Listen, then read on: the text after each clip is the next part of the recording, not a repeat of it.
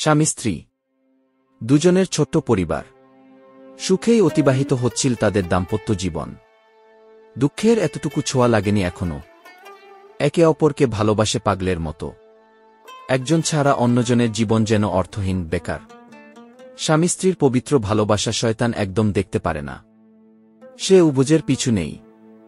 মনোমালিন্য সৃষ্টি ও সম্পর্কের অবনতি ঘটানোর জন্য কোমর বেঁধে মাঠে নেমে যায়। চেষ্টা চালিয়ে যায় অব্যাহত গতিতে। অবশেষে সে আংশিক সফলও হয়। একদিন সামান্য একটি ব্যাপার নিয়ে স্বামী স্ত্রীতে মন কষাকষি হয়। শয়তান তাতে ইন্ধন যোগায়। ক্রমে ক্রমে উভয়ের দূরত্ব বাড়তে থাকে। বৃদ্ধি পায় তিক্ততা। সৃষ্টি হয় ভালোবাসার শক্ত প্রাচীরে বড় এক ফাটল। এই ধারা চলতে থাকে দীর্ঘদিন যাবৎ।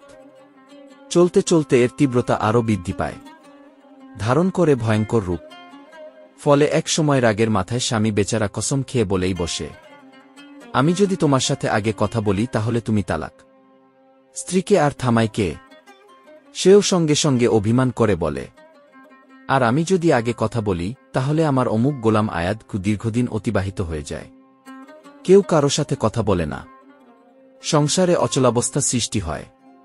স্বামী আগে কথা বললে স্ত্রী তালাক হয়ে যাবে, তাই ইচ্ছা থাকা সত্ত্বেও কথা বলা সে শুরু করতে পারছে না। অপরদিকে স্ত্রী আগে কথা বললে তার মূল্যবান গোলাম আয়াদ হয়ে যাবে। সুতরাং সেও গোলাম হারাতে রাজি নয়। স্বামী বেচারা রাগের মাথায় কসম খেয়েছিল ঠিক, কিন্তু এখন তার আফসোসের কোনো শেষ নেই। সে সীমাহীন পেরেশানিতে নিপতিত হল। আলেমদের কাছে দৌড়াল। ঘটনার বিবরণ দিয়ে বলল, আমাকে এমন একটা পন্থা বের করে দিন যাতে কথাও বলা হয়, তালাকও না হয়।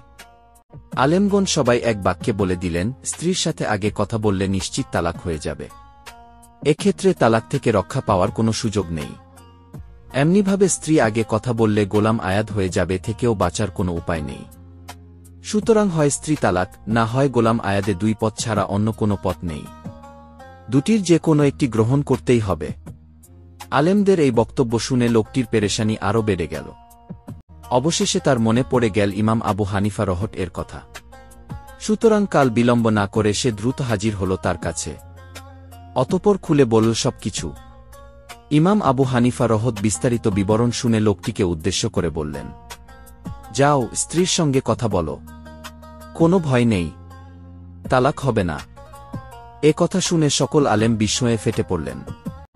সবাই বলতে লাগলেন, ইমাম সাহেবকে আমরা সর্বোচ্চ জ্ঞানী ভাবতাম, তাকে মর্যাদা দিতাম সকল আলেমের উপরে, অথচ তিনি কিভাবে এই নীতিজ্ঞানহীন ফতোয়া দিলেন? শর্তযুক্ত তালাকের ক্ষেত্রে শর্ত পাওয়া গেলেও কিভাবে তালাক হয় না, তা আমাদের বোধগম্য নয়। আলেমগণ সবাই ইমাম সাহেবের দরবারে সমবেত হলেন। অতঃপর এরূপ ফতোয়া তিনি কিভাবে দিলেন তার ব্যাখ্যা জানতে চাইলেন। জবাবে ইমাম সাহেব বললেন, স্বামীর কসম খাওয়ার পরপরই স্ত্রী তাকে সম্বোধন করে কসম খাওয়াতে স্ত্রীর কথা বলা হয়ে গেছে। সুতরাং এখন যদি স্বামী কথা বলে তাহলে তা হবে স্ত্রীর পরে কথা বলা। আর সে কসম খেয়েছে, স্ত্রীর আগে কথা বললে সে তালাক। এখন যেহেতু স্ত্রীর আগে কথা বলা হচ্ছে না, সেহেতু তালাক হওয়ারও কোনো অবকাশ থাকে না। অনুরূপভাবে স্বামী কথা বলার পর স্ত্রী কথা বললে তার গোলামও আয়াদ হবে না। ইমাম আবু হানিফা রহট এর এই জ্ঞানের গভীরতায় সবাই তলিয়ে গেলেন। তাদের মুখ থেকে আর কোনো কথা শোনা গেল না। সেই সাথে শয়তানও চূড়ান্ত সফলতায় পৌঁছতে পারল না। প্রিয় পাঠক পাঠিকা, সংসার জীবনের ছোট বড় নানা ঘটনাকে কেন্দ্র করে মাঝে মধ্যে স্বামী স্ত্রীতে মানবিমান হতেই পারে মনোমালিন্য। কিন্তু তাই বলে ধৈর্যহারা হয়ে তালাকের পর্যায়ে চলে যাওয়া মোটেও সমীচীন নয়। তাই রাগের মাথায় কসম খাওয়া ও তালাকের ক্ষেত্রে স্ত্রীকে যেমন সতর্কতার সাথে সবর করতে হবে, সচেষ্ট হতে হবে স্বামীকে খুশি করার, উদ্যোগ নিতে হবে স্বামীর মনের যাবতীয় কষ্ট দূর করার, তেমনি স্বামীকেও প্রদর্শন করতে হবে ধৈর্যের চরম পরাকাষ্ঠা। স্ত্রীর অভিমান ভাঙানোর জন্য তাকেও অবলম্বন করতে হবে নানাবিধ কলাকৌশল। নইলে সংসারে অচলাবস্থা সৃষ্টি হতে বেশি দিন লাগবে না। উল্লেখ যে, স্বামী স্ত্রীর মধ্যে আল্লাহর ভয় থাকলে, ভালোবাসা থাকলে, একে অপরের হক আদায়ের ব্যাপারে আন্তরিক হলে, মান ভয় থাকলে, ভালোবাসা থাকলে, একে অপরের হক আদায়ের ব্যাপারে আন্তরিক হলে, মানবিমান কিভাবে ভাঙতে হবে, কিভাবে তাকে করতে হবে, তা আমাকে কেন, দুনিয়ার কাউকেই বলে দিতে হবে না। স্বামী স্ত্রীর নিজের সামনেই তখন অভিমান ভাঙানোর আজীব আজীব কৌশল উপস্থিত হবে। ব্যাস, সেই কৌশলটিই তখন প্রয়োগ করুন। দেখবেন কেল্লা ফতেহ, বিজয় আপনার হাতের মুঠো। তখন মনে হবে এই মানবিমানের দ্বারা সম্পর্কের আরও উন্নতি হয়েছে, ভালোবাসা আরও গভীর হয়েছে, আন্তরিকতা আরও বৃদ্ধি পেয়েছে। আল্লাহ পাক আমাদের সবাইকে সূক্ষ্ম দাম্পত্য জীবন নসিব করুন।